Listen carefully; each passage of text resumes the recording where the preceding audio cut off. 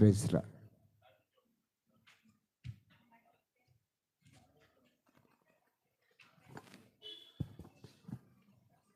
దేవుని నామన అందరికీ వందనాలండి.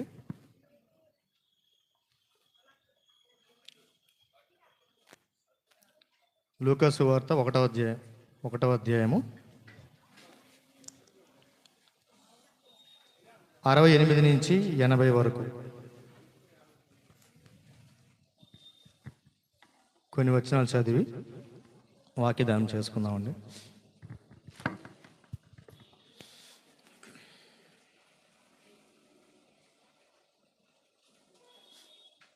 ఒకరు చదవాలని కోరుతున్నాను అండి.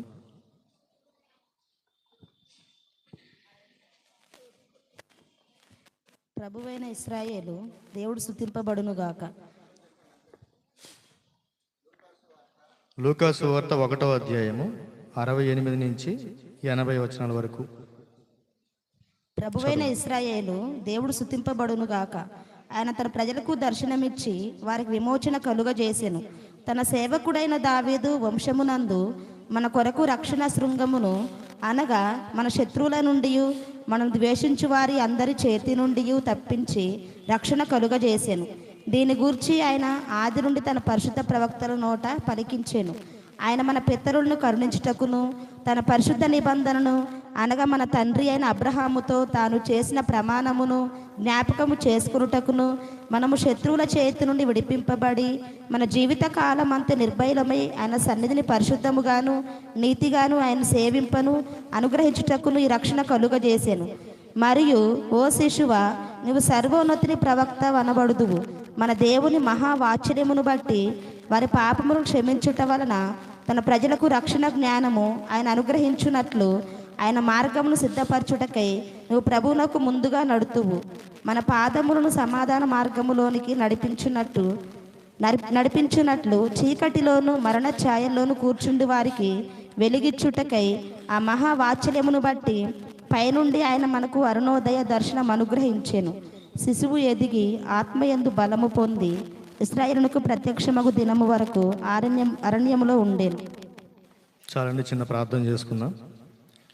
మహాపరిశుద్ధమైన తండ్రి, మీ ఘనమైన నామాన్ని బట్టి వందనాలు, స్తోత్రాలు, స్తుతులు చెల్లించుకున్నామయ్యా. ఈ రీతిగా ఈ 2020 సంవత్సరపు నా తండ్రి చివరి నెలలో నా తండ్రి ఈ 16వ తారీఖున అయినా ఈ రీతిగా ఈ సెమీ క్రిస్మస్ ఆరాధన చేసుకోవడానికి సంఘమంతటికి మీరు ఇచ్చినటువంటి గొప్ప అవకాశాన్ని బట్టి వందనాలు చెల్లించుకుంటున్నాం.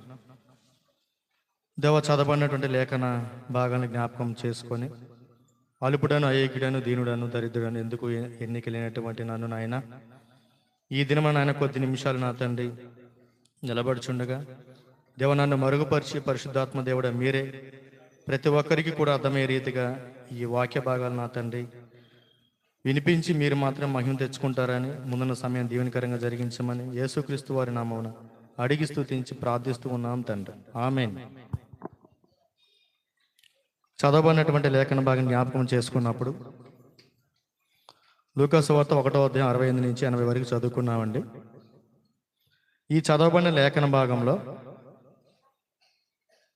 67లో చూస్తే, మరియు అతని తండ్రి జకరియా పరిశుద్ధాత్మ పూర్ణ ఇట్లు ప్రవచించాను. అంటే జకరియా గారి ద్వారా పరిశుద్ధాత్మ ప్రేరేపణ చేత ప్రవచిస్తున్నాడు. ఏమని అంటే, ప్రభు అయిన ఇశ్రాయేలు దేవుడు స్తుతింపబడునుగాక. ఆయన తన ప్రజలకు దర్శనమిచ్చి వారికి విమోచన కలగజేశాడు.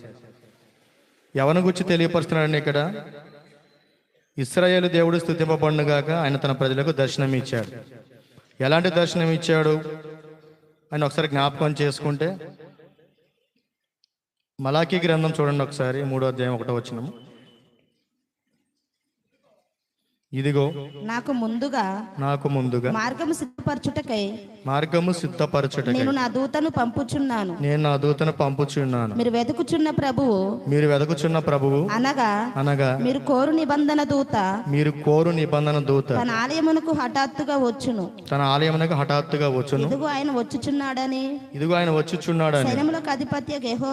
సైన్యములకు అధిపతియగు యెహోవా సెలవిచ్చుచున్నాడు. మలాకీ గ్రంథంలో ముందుగా దర్శనమిచ్చి దూత ద్వారా తెలియపరిచాడండి. తర్వాత ఇంకొక మాట మనం చూసుకుంటే, తన సేవకుడైన దావీదు వంశమునందు మన కొరకు రక్షణ శృంగం. అంటే ఈరోజు మనం ఏర్పాటు చేసుకున్న ఈ కూడిక అంటే ఈ యొక్క ఆరాధన సెమీ క్రిస్మస్ ఆరాధన ఎవరిని సంబంధించిందంటే యేసుక్రీస్తు వారికి సంబంధించింది. యేసుక్రీస్తు వారు ఈ లోకానికి ఎలా జన్మించాడు, ఆయన వచ్చి ఏం చేశాడు అన్న విషయం అందరికీ తెలుసండి, ఇక్కడ కూడిన మనందరికీ కూడా. అయినా కూడా ప్రతి సంవత్సరం ఈ రీతిగా దేవుని మహింపరచడానికి మనం కూడిక ఏర్పాటు చేసుకున్నాం.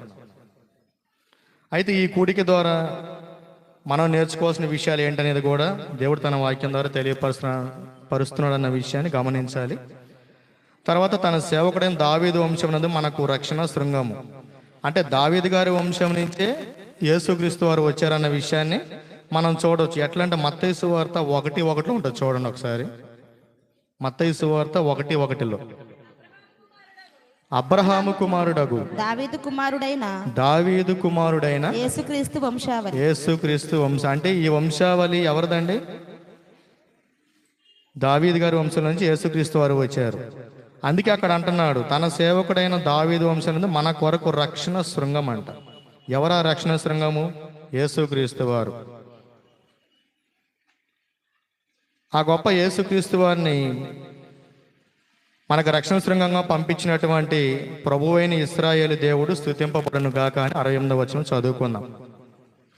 ఇంకా కీర్తన 41:13 కూడా చూస్తే అక్కడ ఇంకా మంచి మాట ఉంటుంది. కీర్తన 41:13 చూడండి ఒకసారి. ఇశ్రాయేలు దేవుడైన యెహోవా శాశ్వత కాలము నుండి శాశ్వత కాలము వరకు స్తుతింపబడును గాక. అంటే ఆయన ఆది నుంచి ఉన్న దేవుడు, అంతము అంటే ఆది అంతము అయినటువంటి దేవుడు అనమాట ఆయన. అందుకే శాశ్వత కాలం నుంచి శాశ్వత కాలం వరకు కూడా స్తుతింపబడే దేవుడు అని చెప్పేసి ఈ మాట ద్వారా తెలియపరచబడుతుందండి. తర్వాత అక్కడ చూస్తే ఇంకేంటంటే మన శత్రువుల నుండి మనల్ని ద్వేషించు వారందరి చేతి నుండి తప్పించి రక్షణ కలుగజేశాను. అంటే పూర్వపు మన స్థితి ఎలా ఉంది అనేది మనం ఒకసారి జ్ఞాపకం చేసుకుంటే, ఆనాడు ఆది కాండంలోనే పాపం అనేది ఎట్లా వచ్చిందంటే పండు తినడం ద్వారా పాపం వచ్చింది. ఎట్లా అంటే ఆజ్ఞాతిక్రమం పాపము ద్వారా వచ్చి జీవితం మరణం. ఇట్టి మరణం నుంచి తప్పించేవారు ఎవరు లేరని చెప్పేసి దేవాది దేవుడే ఏం చేశారంటే యేసుక్రీస్తు వారిని ఈ లోకానికి పంపించారు. అందుకే ఆ మాట చెప్తున్నారు అక్కడ, తన సేవకుడైన దావీదు వంశం మన కొరకు రక్షణ సంఘం. అంటే యేసుక్రీస్తు వారు వస్తేనే ఆ శత్రువుగా ఉన్నటువంటి మన యొక్క స్థితి నుంచి, ద్వేషంతో కలిగి ఉన్నటువంటి మన యొక్క స్థితి నుంచి తప్పించి రక్షణ కలుగజేస్తాడు. అందుకే ఆ మాట అలా తెలియపరుస్తూ వచ్చాడు. దీన్ని గూర్చి ఆయన ఆది నుండి తన పరిశుద్ధ ప్రవక్త నోట పలికించినంట. ఎక్కడి నుంచి అండి? ఆది నుంచి కూడా పలికిస్తూ వచ్చాడు తండ్రి అయిన దేవుడు. మరొక మాట మనం చూద్దాం. ఇర్మియా గ్రంథం 23:5-6 వచనం చదవండి. ఇర్మియా గ్రంథం యెహోవా ఇలాగ ఆజ్ఞ ఇచ్చుచున్నాడు రాబో దినములలో నేను దావీదునకు నీతి చిగురును పుట్టించేదను అతడు రాజై పరిపాలన చేయును అతడు వివేకముగా నడుచుకొనుచు కార్యము జరిగించుచు భూమి మీద నీతి న్యాయములను జరిగించును అతని దినములలో యూదా రక్షణ నొందును ఇశ్రాయేలు నిర్భయముగా నివసించును యెహోవా మనకు నీతి అని అతనికి పేరు పెట్టుదురు అతనికి పేరు. అంటే దేవుని గూర్చి ఇర్మియా గ్రంథంలో కూడా ఆల్రెడీ తెలియపరిచారు. ఇక్కడ ఏమైనా ఆది నుండి తన పరిశుద్ధ ప్రవక్త నోట పలికించిన అనే మాట తెలియపరచబడుతుంది. ఇంకా మనం ఇంకొంచెం లోతుకి వెళ్ళామనుకోండి, యెషయా గ్రంథంలో కూడా ఉంటుందండి అది. యెషయా గ్రంథం 9:2 చూడండి. చీకటిలో నడుచు జనులు గొప్ప వెలుగును చూచుచున్నారు మరణ ఛాయగల దేశ నివాసుల మీద వెలుగు ప్రకాశించును. అంటే చీకటిలో నడిచే ప్రజలు ఎలాంటి వెలుగు చూశారంట? గొప్ప వెలుగును చూశారు. అంటే అంతకుముందు మనం మరణానికి దగ్గరగా ఉన్నాము, పాపం అనేటువంటి స్థితిలో. ఈ స్థితి నుంచి విడిపించబడాలంటే మనకు ఒక రక్షణ శృంగము, ఆయన నజరేయుడైనటువంటి యేసుక్రీస్తు ప్రభువారు. అందుకే మత్తయి సువార్త 1:21 ఉంటుంది. అక్కడ కూడా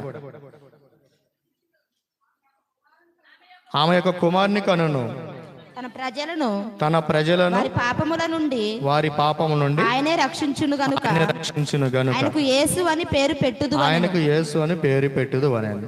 చూడండి, ఇట్లా ఏ వచనం ధ్యానం చేసుకుంటూ వెళ్ళినా అక్కడ ఎవరిని గురించి తెలియపరచబడుతుందంటే నజరేయుడైనటువంటి క్రీస్తు వారిని గురించి తెలియపరచబడుతుంది. ఈరోజు ఇంతగా మనం ఖర్చు చేసి ఇక్కడ ఈ కూడికను ఏర్పాటు చేసుకున్నాం సంఘానికి. ఇక్కడ ఎంతమంది రక్షణ మనసు పొందారో, పొందని వారు కూడా ఉన్నారండి. ఇలా ప్రతి సంవత్సరం కూడా తెలియపరచబడుతూ ఉంది. అంటే ఇవాళ ఒక్కరోజే కాదండి, ప్రతి సండే రోజు మనం వింటున్న వాక్యం ద్వారా దినదినము కూడా మనకు కావాల్సినటువంటి వాక్యము యేసుక్రీస్తు వారి ద్వారా అందించబడుతుంది. ఏమని? ఆయనే నిజమైన దేవుడు, ఆయనే లోకరక్షకుడు, మన పాపం తీసివేయటకి ఆయన ఈ లోకానికి వచ్చిననే విషయం తెలియపరచబడుతుంది. అయినప్పటికీ కూడా ఈ విషయాన్ని ఇంకా గ్రహింపు లేకుండా ఎంతమంది అయితే ఈరోజు కూడా రక్షణ మారు మనసు లేక ఉన్నారో వారందరూ ఒకసారి గ్రహించుకోవాల్సిన విషయం ఎంతైనా ఉందండి. ఇంకా కొన్ని వచనాలు చూస్తే మనం లూకాసు వార్త 2వ అధ్యాయం 10 నుంచి 12 వరకు చదవండి.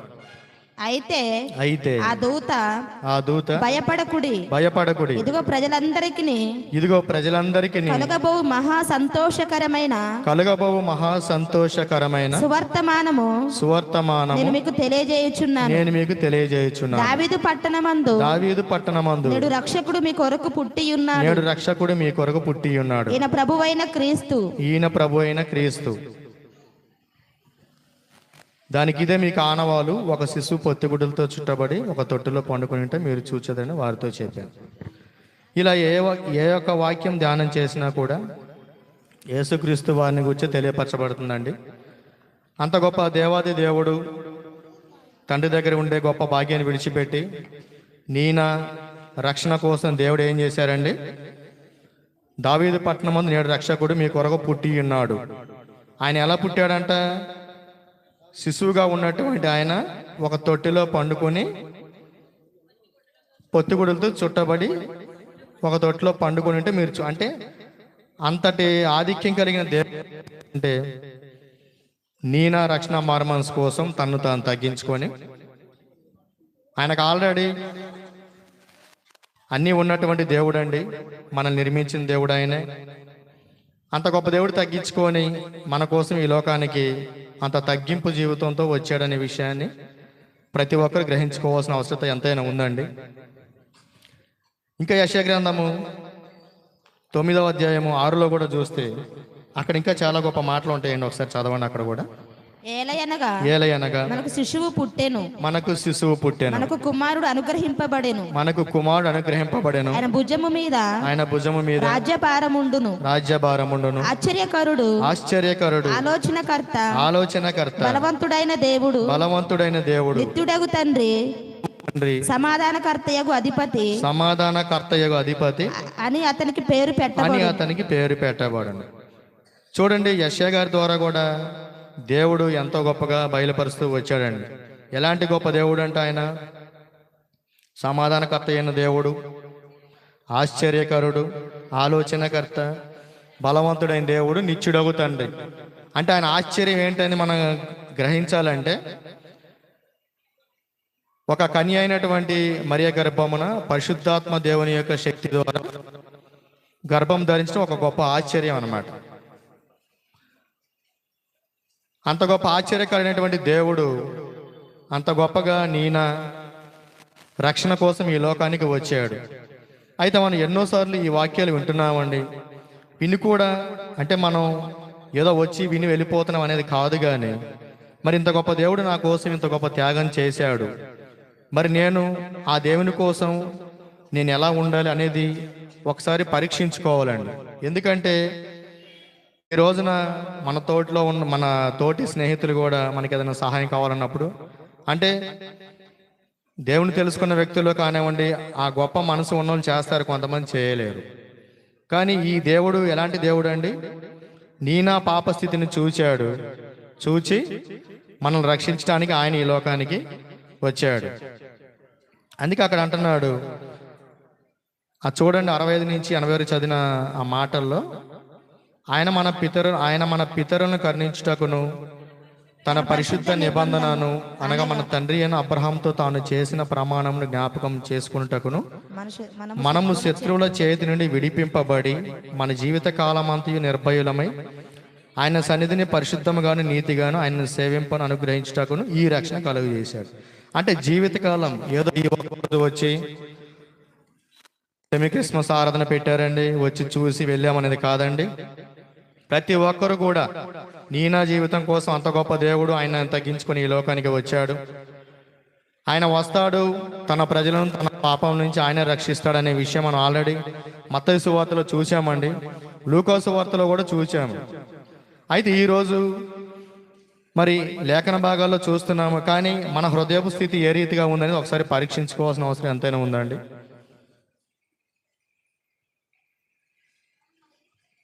అందుకే అక్కడ అంటున్నాడు,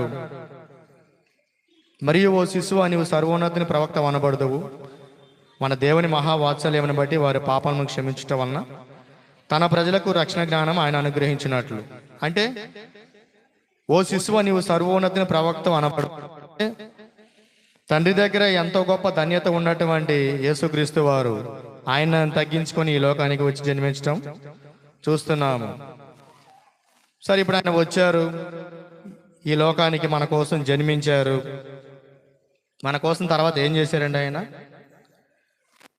3 సంవత్సరాలు జీవించారు, ఎన్నో అద్భుతాలు సూచక్రియలు కూడా చేశారు. ఇవన్నీ మనకు తెలుసు, తెలియదని కాదు, తెలుసని అనుకుంటున్నాం, కానీ నిజంగా తెలుసా అనేది మనం పరీక్షించుకోవాలండి. ఎందుకంటే దినములు గడుస్తున్నవి, రోజులు గడుస్తున్నవి, వారాలు గడుస్తున్నవి. మనం ఎలా ఉన్నాం అనేది దేవునికి దగ్గరగా ఈ మాటలను బట్టి పరీక్షించుకోవాల్సిన అవసరం ఉందని తెలియపరుస్తున్నామండి. ఇంకా అంత మాత్రమే కాదు, ఫిలిప్పీ పత్రిక 2వ అధ్యాయము 5 నుంచి 11 వరకు కూడా చూస్తే అంత గొప్ప దేవుడు క్రీస్తు యేసునకు కలిగిన ఈ మనసు మీరును కలిగి ఉండుడి. ఆయన దేవుని స్వరూపము కలిగిన వాడై ఉండి దేవునితో సమాధానముగా ఉండుట విడిచిపెట్టకూడని భాగ్యమని ఎంచుకొనలేదు గాని మనుషుల పోలికగా పుట్టి దాసుని స్వరూపమును ధరించుకొని తన్ను తానే రిక్తునిగా చేసుకొనెను మరియు ఆయన ఆకారమందు మనుషుడిగా కనబడి మరణము పొందునంతగా అనగా శిలువ మరణము పొందునంతగా విధేయత చూపిన వాడై తన్ను తాను తగ్గించుకొనెను. అందుచేతను పరలోకమందున్న వారిలో గాని భూమి మీద ఉన్న వారిలో గాని భూమి క్రింద ఉన్న వారిలో గాని ప్రతివాని మోకాలును యేసు నామమున వంగునట్లును ప్రతివాని నాలుకయు తండ్రి అయిన దేవుని మహిమార్థమై యేసుక్రీస్తు ప్రభువని ఒప్పుకొనున్నట్లును దేవుడు ఆయన అధికముగా హెచ్చించి ప్రతి నామమునకు పైనామమును ఆయనకు అనుగ్రహించెను.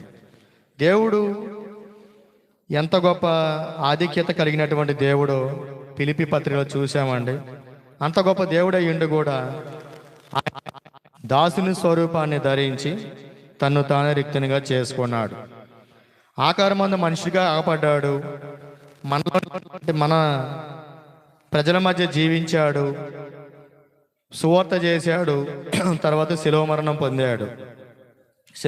పొంది ఇప్పుడు ఏంటండి తిరిగి రాబోతూ ఉన్న దేవుణ్ణి బట్టి మనం ఏ రీతిగా సిద్ధపడుతున్నాం అనే విషయాన్ని కూడా జ్ఞాపకం చేసుకోవాలి. ఎందుకంటే ఆయన ప్రతి ఒక్కరిని కూడా రక్షించే దేవుడు. మన ఇక్కడ ఉన్న వారందరిలో కూడా ఈ క్షణంలో నిజంగా నీవు నా ఈ లోకానికి వచ్చావు.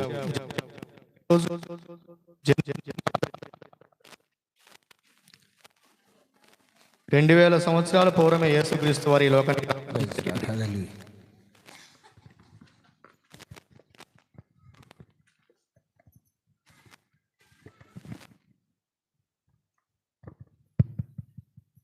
2000 సంవత్సరాల క్రితమే యేసుక్రీస్తు వారు ఈ లోకానికి వచ్చి వెళ్ళడం జరిగిందండి.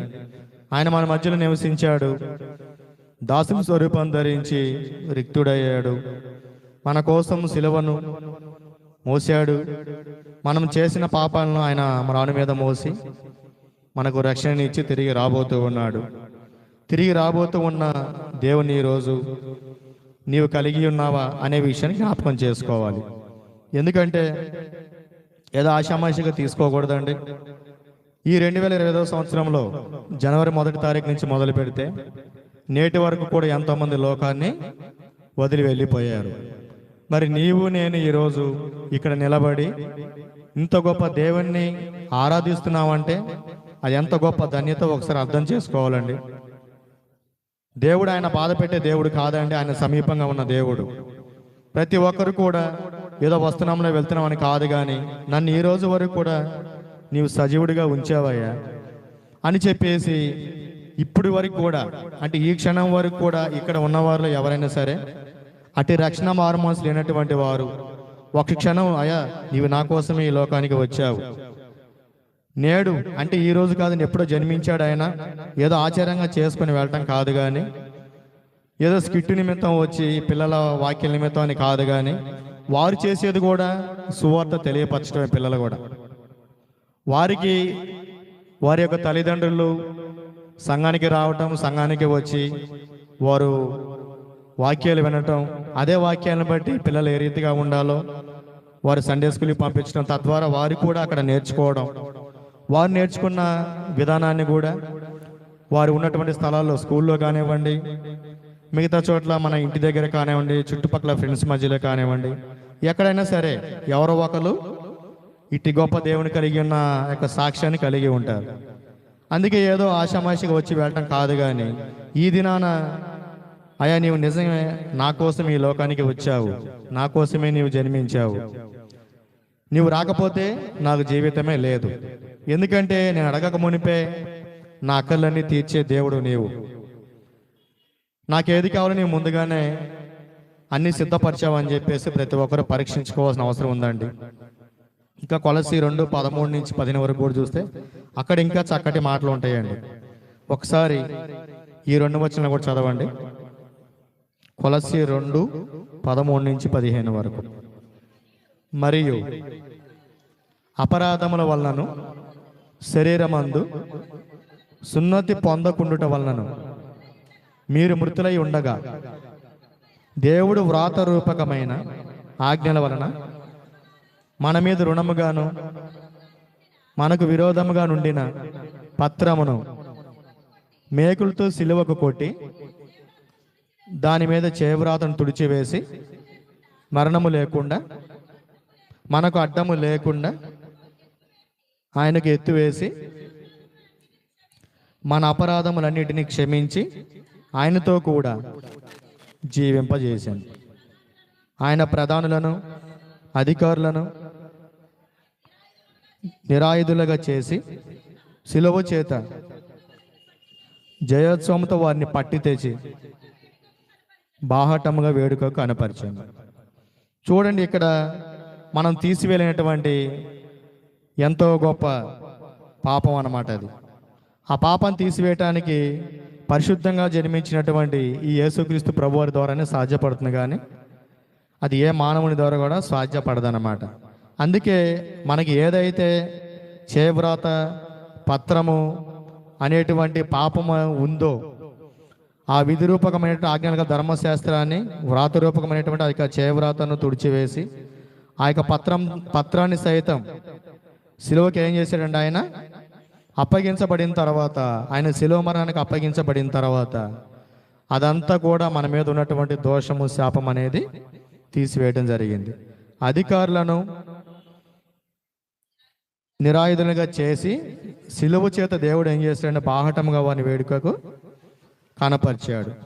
ఇంత గొప్ప దేవుడు ఇంత గొప్ప కార్యం చేశాడనే విషయాన్ని ఒక క్షణం మనం ఆలోచించి ఇప్పుడు ఉన్న పాటున నిజమేనయ్యా ఇంతవరకు కూడా నేను మరి తెలియక ఉన్నాను, మరి ప్రతిసారి నాకు తెలియపరచబడుతుంది మీ యొక్క వాక్యము సువార్త, మరి నిజమే, నా కోసం నువ్వు ఇంత గొప్ప త్యాగం చేశావని చెప్పేసి ప్రతి ఒక్కరు, అంటే రక్షణ మార్మస్ లేనటువంటి వారు ఈ క్షణాన ఆ యేసుక్రీస్తు వారిని అంగీకరిస్తే ఆ యొక్క శాశ్వత రాజులు ఉండే గొప్ప భాగ్యం మనకు అనుగ్రహించబడుతుందండి. తెలుసుకున్న మనం కూడా సంవత్సరం అంతా కాచి కాపాడాడు దేవుడు. ఆషామాషిగా తీసుకోకుండా, ఆచారంగా కాకుండా, నిజ దేవుడు, అన్ని ఆధిక్యతలు ఉన్నటువంటి దేవుడు ఏ రీతిగా అయితే మన కోసం వచ్చి ఆయన త్యాగం చేశాడో ఆ త్యాగాన్ని జ్ఞాపకం చేసుకోవాలి. లాస్ట్కి ఇంకొక మాట చదివి వాక్యాన్ని ముగించుకుందామండి. ప్రకటన గ్రంథం 19:16. ప్రకటన 19:16. రాజులకు రాజును ప్రభువులకు ప్రభువునై అనునామము ఆయన వస్త్రము మీదను తల మీదను తొడ మీదను వ్రాయబడి ఉన్నది. చూడండి, రాజులకు రాజును ప్రభువులకు ప్రభువును అనేటువంటి వాక్యము యేసుక్రీస్తు వారి యొక్క తొడ మీద రాయబడి ఉంది. ఈ దినాన ఈ యేసుక్రీస్తు వారి ద్వారానే రక్షణ, ఈ యేసుక్రీస్తు వారి ద్వారానే నిరీక్షణ అండి. ఆ శాశ్వత రాజులు ఉన్న గొప్ప భాగ్యం కూడా ఈ దేవుని ద్వారానే తప్ప ఎవరి ద్వారా జరగదనే విషయాన్ని రక్షణ మారుమనసిన ప్రతి ఒక్కరు కూడా తెలుసుకొని ఇప్పుడు ఉన్న పాటున మరి ఒక చిన్న ప్రార్థన చేసుకుందామండి. నిజమే ప్రభా, నీవు నా కోసం ఈ లోకానికి వచ్చావయ్యా.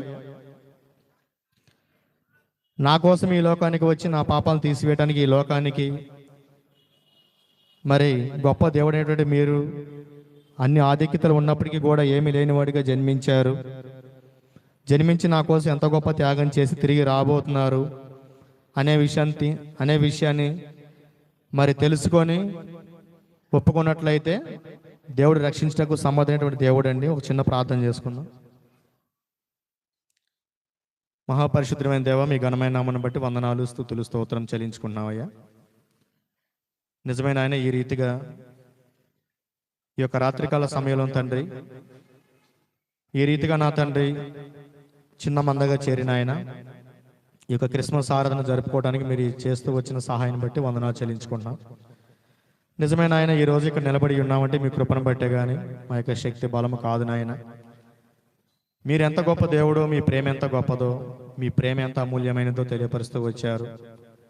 అంత మీరు మమ్మల్ని ప్రేమించారు కాబట్టే మా కోసం నాయన మీరు జన్మించారు.